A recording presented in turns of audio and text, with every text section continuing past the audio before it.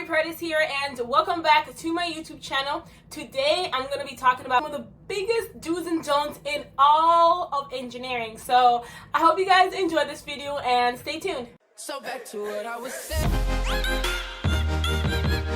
Could be us. Could be us.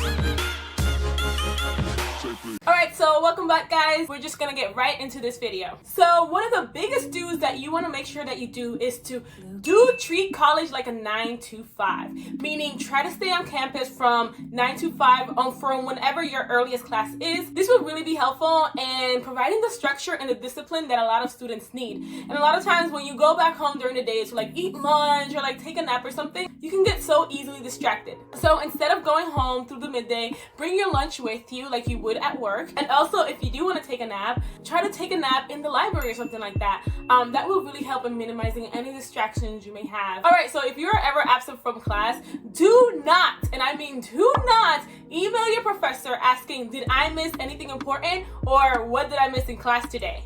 No, instead what you're going to do is you're going to look at the syllabus, because usually they have like the lesson plans on there, and you're going to look at the lesson that was scheduled for that day. So if your class goes by the book, you're going to go and look in the book and look at the chapter, or you're going to go look at the slides, and from there you're going to reference that when you email your professor, and you're going to say something along the lines of, I missed this day. I saw on the syllabus that we were supposed to cover this lesson. I looked through the slides and I looked through the chapter, and I just wanted to confirm how far did we get along in that lesson or in that chapter. Something like that. You just have to make sure that you reference what you were supposed to do.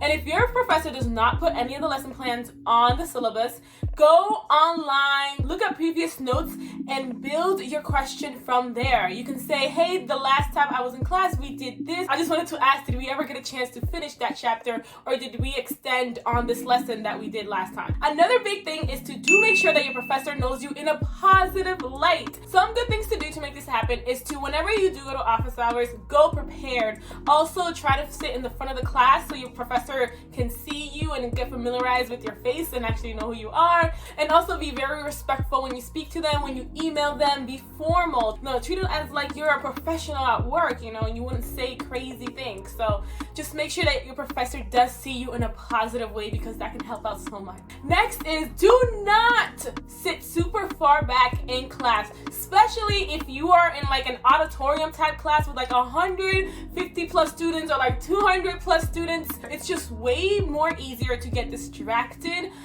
It's so much harder to focus. You have like the whole class in front of you. So if Zuzi over there like gets up to go use the bathroom, all of a sudden that has caught your eye, so you're not paying attention anymore. You're staring at Zuzi going to use the bathroom. Or if like Matt all of a sudden like sneezes on this side, all of a sudden you're not paying attention to the professor. You're like looking at Matt and how he's sneezing and everything. So it's just so easy to lose focus. So try to sit in the front as much as you can. Okay, so next is, you do want to make sure that you use your resources correctly. Chegg, Course Hero, Quizlet.com, those type of websites, you want to make sure that you're using them the right way. So establish a boundary or a rule of thumb for yourself. My rule of thumb when I was in school is I would have to attempt the problem at least 2 times before I went and sought help on these sites. Try and understand the problem on your own, because then when you're looking at it, it's easier to learn and it's easier to build up when you already have a foundation. Next is, do not, and this is heavy on the do not, show up to office hours unprepared. I promise this is like one of the biggest pet peeves for professors. When you show up to office hours like you have absolutely no idea what you're doing. And you may not have any idea what you're doing, which is why you're there, but at least try to read some material beforehand so you have some sort of foundation to go off of.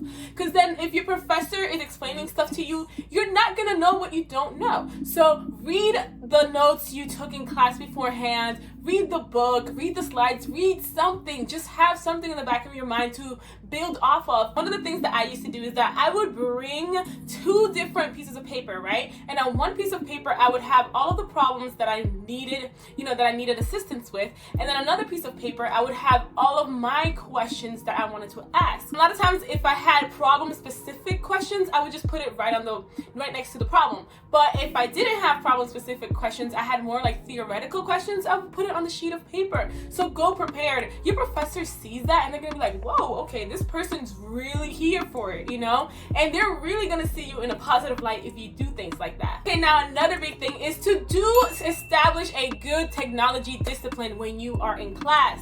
So what this means is, do not go on your phone when you are in class. I know it's so tempting, but it's so detrimental.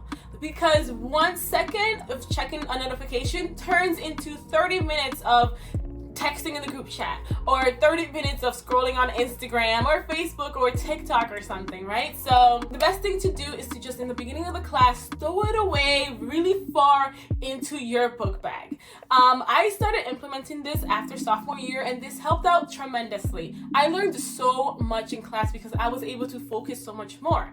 A lot of times we think that, oh, it's just a quick text, I'm not gonna miss anything, but sometimes that quick text, you may miss like the most important foundation of something. So then because you missed one sentence, you're not able to grasp anything else because you missed like the key of a lesson, you know?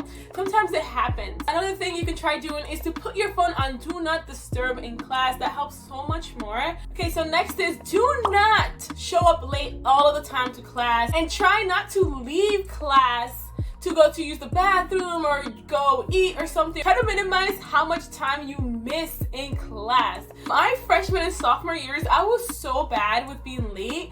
I was still working on my time management, and I noticed that when you come late to class, it's just so hard to get into it too. All right, so next is to make studying fun.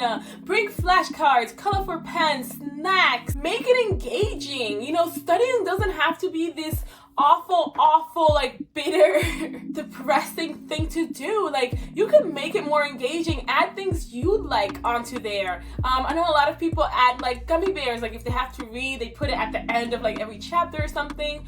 One thing that I like to do, I like to make it colorful. You know, to me, making it colorful made it more fun. I use different colored flashcards, I use different colored pens when I was taking notes, or when I was redoing problems. All right, and lastly, do not pull all-nighters or cram before an exam. I know this is probably the most difficult thing to not do. I know it sure was for me in class, but you have no idea how much this hurts you looking back. And in the end, you don't learn anything.